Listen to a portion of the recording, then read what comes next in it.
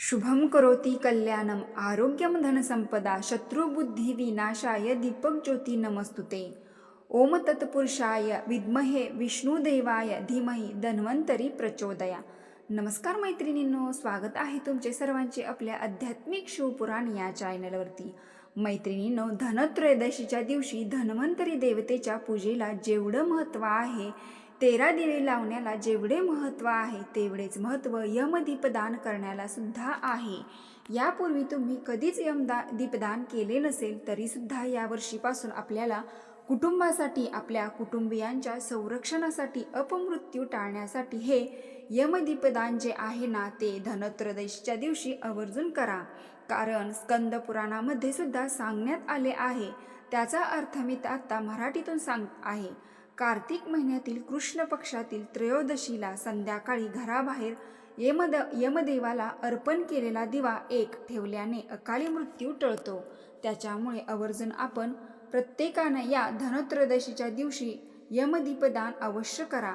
यमदीपदान कसे करावे, कुठे करावे? तुम्हाला जर तुमच्या घराच्या बाहेर यमदीप ठेवण्यासाठी जागा नसेल तर घरामध्ये यमदीपदान कुठे करू शकतो? तेल वापरावं की तूप वापरावं? दिवा जो आहे तो किती मुखी करावा? म्हणजे एकमुखी असावा, चारमुखी असावा की तीनमुखी असावा? या दिव्यामध्ये किती वाती असाव्यात? सिंगल वात लावावी की डबल वात लावाव्यात? कोणत्या वेळेमध्ये हा जो यमाचा दिवा आहे तो आपल्याला लावायचा आहे? त्याबरोबर दिवा कोणता वापरायचा आहे? कणकेचा वापरायचा आहे की मातीची पंती वापरायची आहे? आणि दुसऱ्या दिवशी याचं विसर्जन कसं करायचं आहे? हे यमदीपदान करत असताना कोणता मंत्र म्हणायचा आहे? अशी संपूर्ण माहिती मी या व्हिडिओमध्ये आपणाला देणार आहे. आता बघा, संपूर्ण वर्षातील एक दिवस असा असतो ज्या दिवशी यमराजाची पूजा केली जाते. तो म्हणजे दिवाळीतील धनत्रयोदशीचा दिवस. या दिवशी यमराजाला एक दिवा दान केला जातो. दिवाळीचा दुसरा दिवस म्हणजे धनत्रयोदशी. धनत्रयोदशी करण्याला या दिवशी खूप जास्त महत्त्व आहे. अकाली मृत्यूची भीती नाहीशी करण्यासाठी या दिवशी आवर्जून यमदीपदान करा. हे यमदीपदान जे आहे ते संध्याकाळी करण्याची पद्धत आहे. संध्याकाळी म्हणजे काय? बरेच जण काय करतात, 6 ते 8 या वेळेमध्ये यमदीपदान करतात. पण असं नाही. यमदीप कधी लावायचा? जेव्हा तुमच्या घरातील मंडळी सगळे घरामध्ये येतील, म्हणजे ऑफिसवरून वगैरे सगळे घरी आले, 9, 9:30, 10 जो वेळ आहे त्याच्यानंतर आपल्याला यमदीप जो आहे लावायचा आहे. जेणेकरून हा दिवा लावल्यानंतर घराच्या बाहेर कोणी जाणार नाही. कारण हा यमाचा दिवा जो असतो तो आपल्या घराच्या उंबरठ्याच्या बाहेर लावायचा असतो. घरात म्हणजे दरवाजाच्या बाहेर लावायचा असतो. आता कोणत्या दिशेला लावायचा, कोणत्या साईडला लावायचा? तर जेव्हा आपण आपल्या घरातून बाहेर प्रवेश करतो, घरातून जेव्हा आपण बाहेर जातो तेव्हा आपल्या उजव्या हाताला, आणि जेव्हा आपण आपल्या घरामध्ये येतो तर तेव्हा आपल्या डाव्या हाताला जो दिवा आहे तो आपल्याला दरवाजाच्या बाहेर लावायचा असतो. आता दरवाजाच्या बाहेरच यमाचा दिवा का लावला जातो? कारण बघा, जो आपला उंबरठा जो असतो तो एक लक्ष्मण रेषेसारखा आहे. आपण म्हणतो बघा की उंबरठ्याच्या बाहेर आपण उंबरठ्याला हळदीचे लेपन करतो. उंबरठ्याच्या बाहेर आपण रांगोळी वगैरे हे करतो का? करतो. कारण सकारात्मकता उंबऱ्याच्या आत प्रवेश करावे आणि जी नकारात्मकता आहे ती उंबरठ्याच्या बाहेरच राहावी. त्याच पद्धतीने यमराज हे जे आहे ते उंबरठ्याच्या बाहेरच राहावे. ते कधीही आपल्या घरात येऊ नये. म्हणजे आपल्या घरावर कधी अपमृत्यू जे सावट आहे, भीती आहे, ते आपल्या घरात राहू नये. म्हणून यमदीपदान जे असतं ही गोष्ट कायम लक्षात ठेवायची. पण बऱ्याच जणांना काय, फ्लॅट वगैरे राहतात, त्यांना घराच्या बाहेर हे यमदीपदान करणे शक्य होत नाही असे बरेच जण म्हणतात. आणि मग आम्ही घरात करून का घरात केलं तर ते कुठे करायचं? पण बघा, मी तुम्हाला याचे उत्तर आत्ताच दिले. आपल्याला यमाला घराच्या आत येऊ द्यायचं नाही, उंबरठ्याच्या आत येऊ द्यायचं नाही. उंबरठ्याच्या बाहेरच यमराजाला आपल्याला ठेवायचा आहे. मग हा यमाचा दिवा आपण घराच्या आत कसा लावू शकतो याचा थोडा तरी आपण स्वतः विचार करायचा. आता बरेच जण म्हणतात की घरामध्ये दक्षिण दिशेला यमाचा दिवा लावू शकतो. बघा, तुमच्याकडे लावत असतील तर तुम्ही लावू शकता, काहीही प्रॉब्लेम नाही. पण मला स्वतःला असं वाटतं की आपल्या घरामध्ये नकारात्मकता येऊ नये म्हणून आपल्या मुख्य प्रवेशद्वारावर आपण एवढे तोडगे उपाय करतो, हे आपण साक्षात यमाचा दिवा जर आपण आपल्या घरामध्ये लावला म्हणजे यमराजाला आपण घरामध्ये आणतोय, हे कुठेतरी चुकीचे आहे. यमराजाचा जो दिवा आहे तो आपल्या घराच्या बाहेरच लावायचा. हा काय खूप मोठा वगैरे नसतो. बघा, तुम्ही जर अगदी 6, 7, 8 या वेळेमध्ये यम दिवा लावू शकत नसाल तर आपल्याला हा दिवा उशिरा लावायचा आहे. मी जसं म्हटलं की तुमचे मिस्टर, घरातील माणसे वगैरे जेव्हा ऑफिसवरून 9 वाजता आले, 10 वाजता आले, जास्तीत जास्त म्हणजे 10-11च्या अगोदर हा जो दिवा आहे आणि हा दिवा आपल्याला लावायचा आहे. आणि हा दिवा एवढा लावायचा की 12:30-1 पर्यंत तरी जो हा दिवा आहे तो जळत राहिला पाहिजे, तेवत राहिला पाहिजे. आता या ठिकाणी बरेच जण असे म्हणतील, आमची नाईट ड्युटी आहे तर आम्ही यमदीपदान करावे का? ते सकाळी येणार असतील तर काही प्रॉब्लेम नाही. आपण यमदेवालाही मनापासून प्रार्थना करतो, त्यामुळे आपल्या येणाऱ्या माणसाची काहीही संकट येणार ना. त्यामुळे तुम्ही यमदीपदान करू शकता.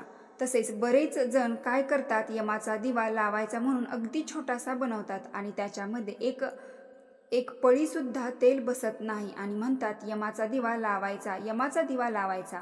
पण यमाचा दिवा हा 12 वाजेपर्यंत रात्री तो तेवत राहिला पाहिजे.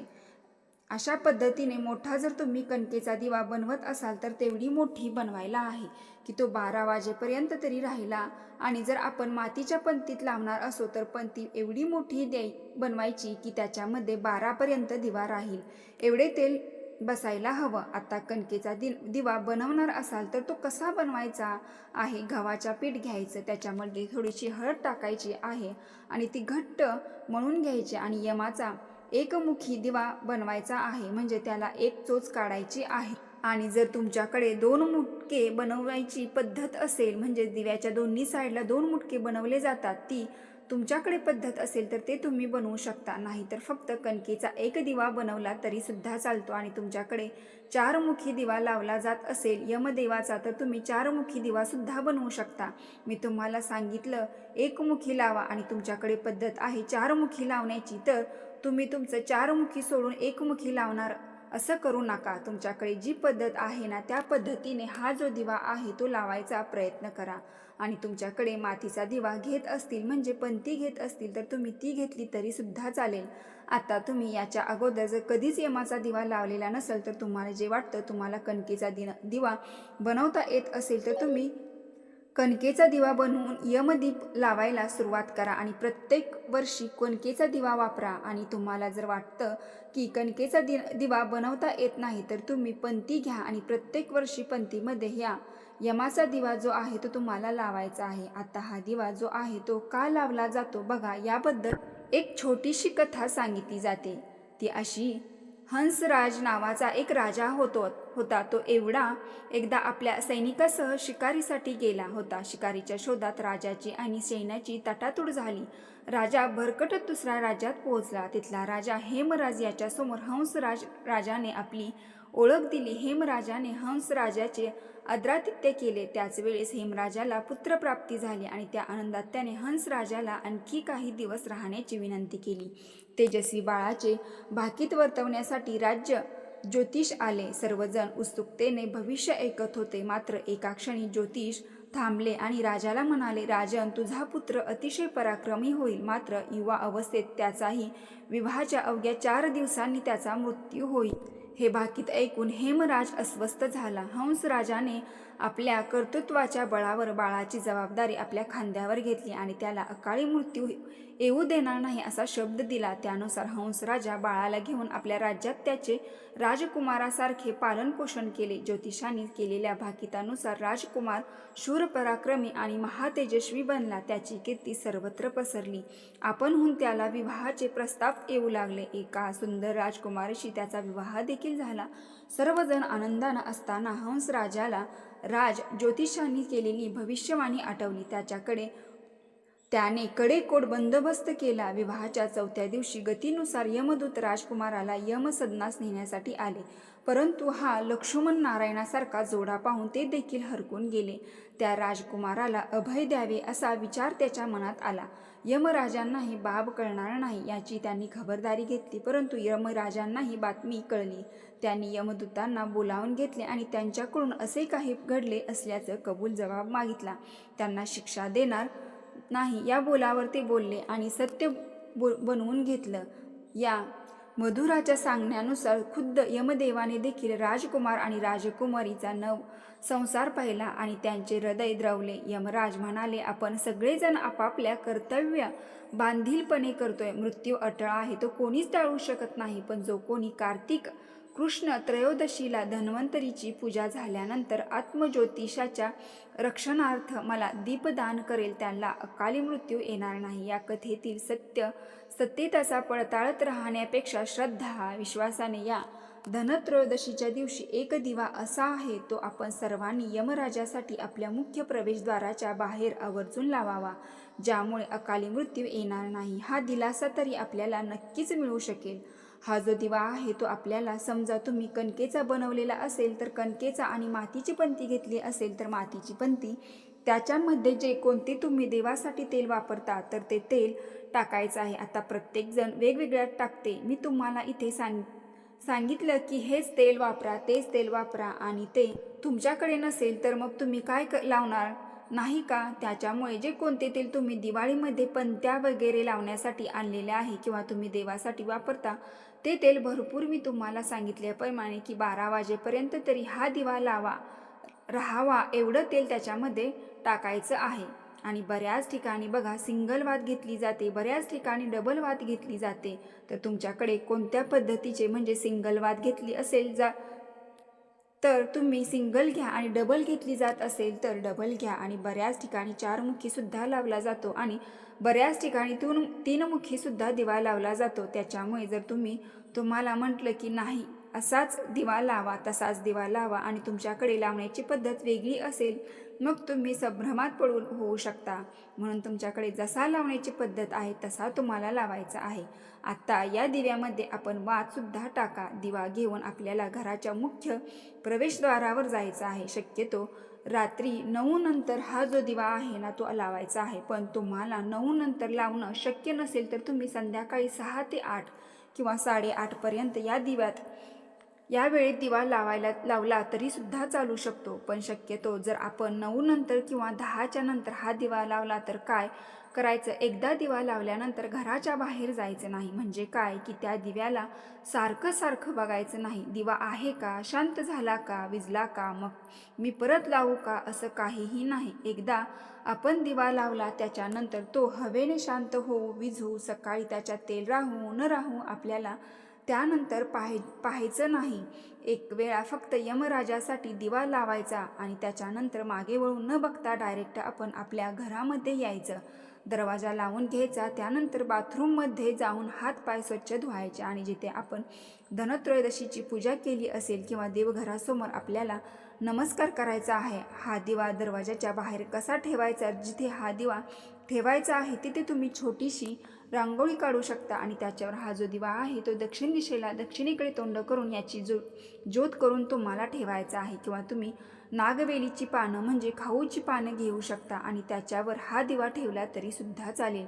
किंवा द्रोण असतं किंवा पत्रावळी असते त्याच्यावर तुम्ही हा दिवा दरवाजाच्या बाहेर ठेवला तरी सुद्धा चालू शकतो.